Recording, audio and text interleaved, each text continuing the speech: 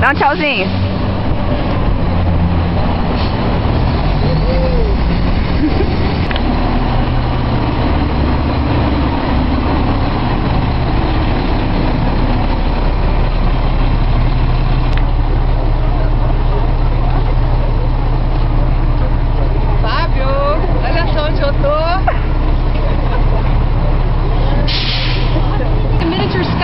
When they're looking at it from the camera's angle, what they do is they take the camera, put it down on the ground, and film up. It's called a dog camera or a dog camera angle. Imagine if you're a little puppy dog looking up, everything's going to look much bigger to you than if you were 5 or 6 feet tall. Look over there and show me Monica's big slanted bay window. Yeah, where is it? The big angled window at the back of the apartment with a big brick fire escape where all those parties and barbecues are, where Phoebe drops the old lottery ticket.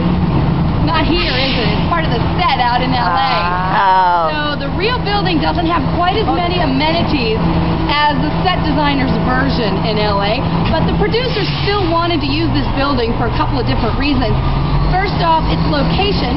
They wanted their show set here in the heart of the West Village. The second reason is that the building is on a corner so that the crew was able to shoot from different angles. So imagine, compare this with the Huxtable House we just saw, and you'll see how you have a lot more options to choose from as far as where you put the camera and what you're able to film when the building's on a corner.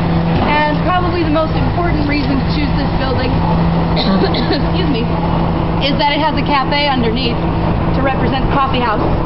Did you all know that Central Perk was located in their building? No. Just like the little owl is located in this building in real life, that's where the coffee house is supposed to be. But it doesn't look like Central Perk, does it? Not at all. What color is Central Perk on the outside? Green? Green, and you notice the little panes of glass over there are very small, and when they're sitting on the set, it's one big plate glass window. Yeah. So that's how you can tell the difference between the real thing here in New York and the set designer's version out in Hollywood, 3,000 miles away. Does anybody have any questions about the Friends building? Where does the naked guy? Ugly naked guy. Very quickly asked question on the tour. Where does ugly naked guy live? An excellent question. We're not really sure. Might be here, might be there. Look out Monica's big slanted bay window. He lives in a bright red building right across the street on the same floor that she's on. Remember the episode, the one with the giant poking device? Yep. All right, I'll show you the clip back on the bus. They're going right across the street when they try to poke him to see if he'll wake up. And there isn't a building around here that fits that description. And it didn't really matter until Ugly Naked Guy moved out. And who did he sublet to? Ross. And then they had to come out here and find a new establishing shot location when Ross moved in, because he's a major character and the scenes, some of them would start at his place. So they looked around, they figured out there was no bright red building right across the street.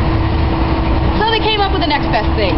That little brown awning down there on the left, 19-21, that became Ross's building. But it's not right across the street. It's also brown, not bright red. And if you look, Ugly Naked Belly. So, any other questions about the building?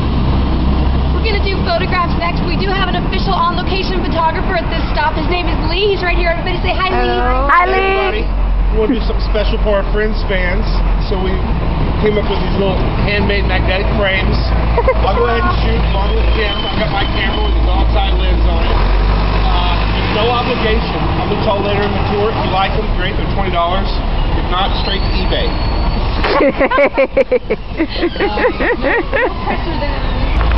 Conforme ela disse, ali está o prédio do Friends, que a gente está aqui na rua. A casa do Ross, teoricamente, é nesse prédio aqui. Ok, I'm sorry, I was wrong. Essa é a casa certa, 1921. Aqui é quase de frente. Essa é a casa do Ross e ali é o prédio dele.